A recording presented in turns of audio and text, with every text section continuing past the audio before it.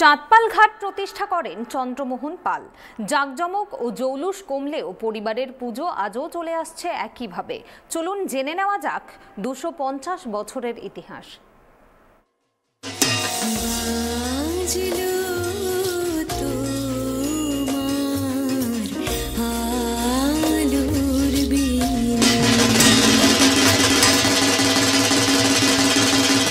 কয়েক হাজার মানুষ কলকাতার চাঁদপাল ঘাট ফেরি পারাপার করেন। কলকাতা ও হাওড়া জলপথে যোগাযোগের অন্যতম গুরুত্বপূর্ণ ঘাট এটি। কিন্তু কে এই চাঁদপাল, কার নামে এই ঘাট, কি বা তার ইতিহাস, তা হয়তো অনেকেই জানেন না। শোনা যায় আজ থেকে আনুমানিক 250 বছরের আগে বর্ধমানের রাজাদের থেকে বাঁকুড়ার ইন্দাস অঞ্চলের 6টি মৌজা কিনে জমিদারি শুরু করেন চন্দ্রমোহন পাল। তৎকালীন সময়ে চন্দ্রমোহন ছিলেন বিখ্যাত বস্ত্র ব্যবসায়ী। বিদেশ থেকে বিলেতি কাপড় নিয়ে চন্দ্রমোহন পালের নৌকো নিয়মিত ভিড়ত কলকাতার বিভিন্ন গঙ্গার ঘাটে। সেখান থেকে কাপড় যেত মহানগরে তাদের আড়তে। তাই নিজের সুবিধের জন্য সেই সময় গঙ্গার পাড়ে নিজেরই খরচে একটি ঘাট তৈরি করেন, যা এখন চাঁদপাল ঘাট নামে পরিচিত। কলকাতার বিভিন্ন অঞ্চলে ও বর্ধমানে একাধিক বাড়িও তৈরি করেছিলেন তিনি। ইন্দাসে জমিদারি শুরু করার পাশাপাশি সংসারে দামোদর নদের তীরে তৈরি করেন সুবিশাল 7 মহলা অট্টালিকাও।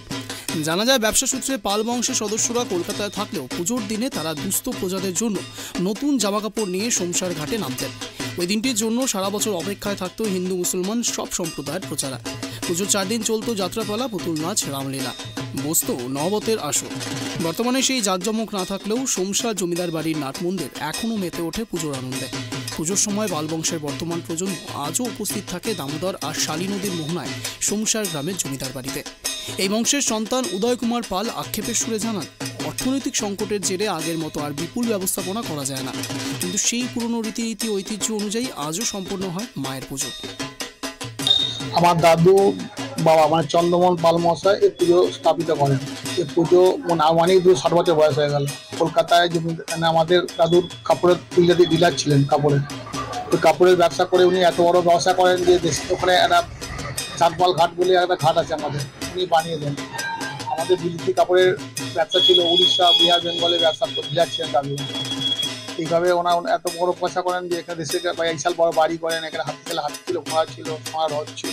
গ্রামে অনেক মানে প্রচুর জিনিস বানিয়েছিলেন তখন আমলে। তখন 4 দিন পুজোতে 4-5 গ্রামের লোক আসতো, খাওয়া দাওয়া করতো। যাত্রাপালা তো খুবই গান হতো, 108টা ঝাড় বাতি ছিল, ঝরতো। অনেক আনন্দ করেছে তখন শুনেছি আমরা। এখন কি সেরকম ভাবে পুজো হয়? আমরা সেভাবে পুজো করতে পারি, কিন্তু নিয়ম শৃঙ্খলা সেগুলো মেনেই করতে হয়।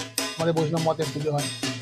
অনেক জৌলস একের থেকে অনেক কমেছে, সে পয়সা আমাদের নেই, হয়ে উঠতে বলতে হয়। আশা করছি আরো ভালো করার চেষ্টা করছি পুজো। আপনার নাম? আমার উদয় কুমার পাল। তুমি এই জমিদার বাড়ির সবাই? হ্যাঁ, আমার দাদু জমিদার ছিলেন এখানে। বর্তমানে কালের চাকায় সময় অনেকটাই বয়ে গিয়েছে। সময়ের ব্যবধানে তাই পুজোর প্রাচুর্য টান ধরেছে। জমিদারি চলে গেছে বহুদিন আগেই, পাড়ি পাওয়ার নেই। কিন্তু এই পাল বংশের দুর্গা এই নিয়ে আজ সারে দাঁড়িয়ে রয়েছে সাথে পাল বংশের দেবী। এবারেও রিপোর্ট ট্রাইব।